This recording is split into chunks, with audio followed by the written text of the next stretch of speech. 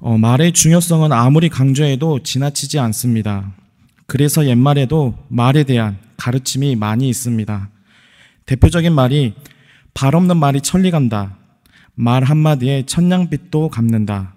낱말은 새가 듣고 반말은 쥐가 듣는다 등이 있을 것입니다. 이러한 속담은 말의 중요성을 나타내는 속담입니다. 그만큼 말을 할 때에는 신중하고 한 번 더 생각해서 말을 하라는 교훈을 우리에게 던져주고 있습니다. 그런데 이러한 속담은 말을 하는 사람에게 집중되어 있습니다. 한 번 내뱉은 말은 주워 담을 수 없기에 말을 할 때 조금 더 신중하고 조심스럽게 말을 하라는 뜻입니다. 어찌 보면 듣는 사람을 생각하기보다는 말을 하는 사람에게 주는 교훈일 수도 있습니다. 그런데 시간이 지남에 따라 말을 하는 사람만 조심하라고 하지 않고 듣는 사람에게도 잘 들으라고 이야기를 하고 있습니다. 흔히 우리는 그 말 때문에 상처를 받았다라고 표현을 합니다. 이 말은 듣는 사람 입장에서 말한 사람으로 인하여 마음에 상처가 생긴 것을 의미합니다.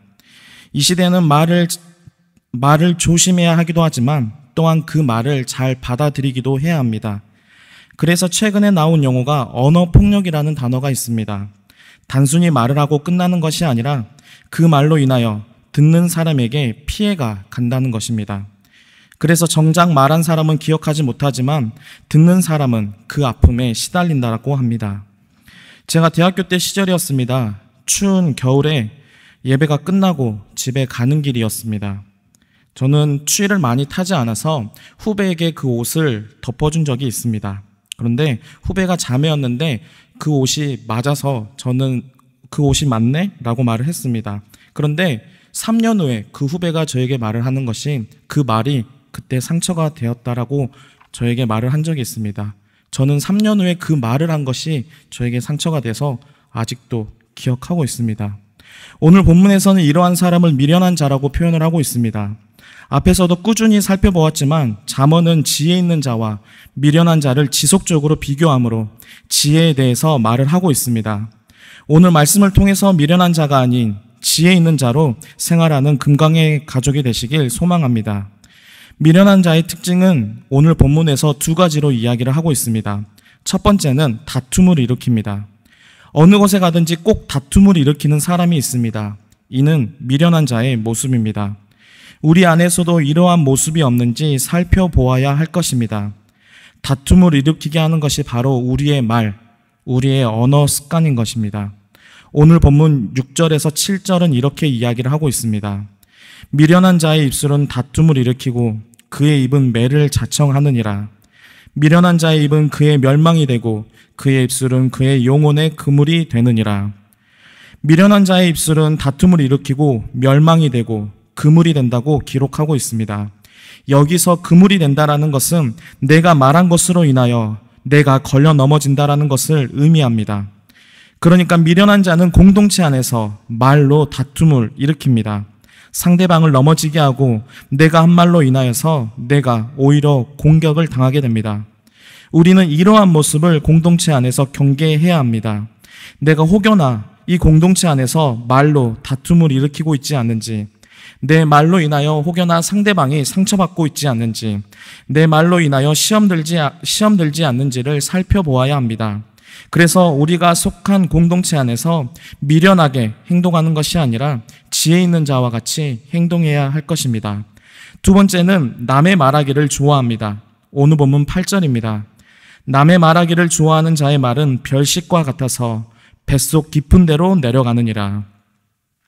남의 말하기를 좋아하는 것을 별식과 같다고 성경은 이야기를 하고 있습니다. 별식은 맛있는 음식을 이야기를 합니다. 즉 남의 이야기를 하는 것은 맛있는 음식을 먹는 것과 같다라고 이야기를 하는 것입니다. 그만큼 절제하기가 어렵습니다.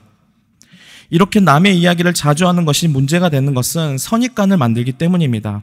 그래서 온전한 상대방의 모습을 보지 못하게 방해하게 됩니다. 이 또한 공동체 안에서 좋지 않은 영향을 주고 있습니다. 다툼을 일으키게 할 수도 있고 하나가 되지 못하게 걸림돌로 작용할 수 있다는 것입니다. 그런데 우리가 우리의 말을 제어할 수 있을까요? 내가 아무리 조심해야지 할지라도 어느샌가 모르게 우리는 다툼을 일으키는 말이 나오고 또한 남의 이야기를 하고 있는 우리의 모습을 볼 수 있습니다. 나의 의지로 되는 것이 아닙니다. 왜냐하면 우리의 입술을 주관하시는 것은 내가 아니라 우리를 만드시고 우리를 이끄시는 하나님이시기 때문입니다. 그래서 우리는 매일매일의 삶에서 우리의 입술을 주관하시는 하나님께 간구하고 구해야 하는 것입니다. 오늘도 나의 입술이 남에게 상처가 되는 말을 하는 것이 아니라 나의 입술을 통하여 상대방을 헐뜯는 말을 하는 것이 아니라 오히려 사람을 살리는 말을 할 수 있도록 인도해 주세요라고 매일매일 하나님께 구해야 합니다. 그래서 남을 죽이는 말이 아닌 남을 살리는 말을 하는 입술로 사용되어져야 할 것입니다. 오늘 본문 4절에서 이렇게 기록을 하고 있습니다. 명철한 사람의 입의 말은 깊은 물과 같고 지혜의 샘은 솟구쳐 흐르는 내와 같으니라. 한강의 발원지라고 알려진 곳이 태백에 있는 검룡소라는 곳입니다. 그곳에 가면 한강과 같이 많은 물이 흐르는 것이 아니라 여느 계곡과 같이 흐르는 정도의 물이 흐릅니다. 그런데 이러한 물이 모이고 모여서 한강과 같이 큰 강을 이룹니다. 이와 같이 우리 입술에서 나오는 말들이 쌓이고 쌓이게 되면 공동체 안에서 많은 영향력을 흘려보낼 수 있습니다. 우리의 입술에서 솟구쳐 흐르는 내와 같이 사람을 살리고 사람을 격려하고 서로에게 힘을 돋보여주는 입술로 사용되어지길 소망합니다. 오늘 하루의 삶 속에서, 아니 우리가 살아가는 삶 속에서 상대방을 깎아내리고 상대방에게 상처 주는 입술로 사용되기보다는 하나님의 말씀을 전하고 하나님의 복음을 전하는 입술로 사용되어지길 주님의 이름으로 소망합니다. 기도하도록 하겠습니다.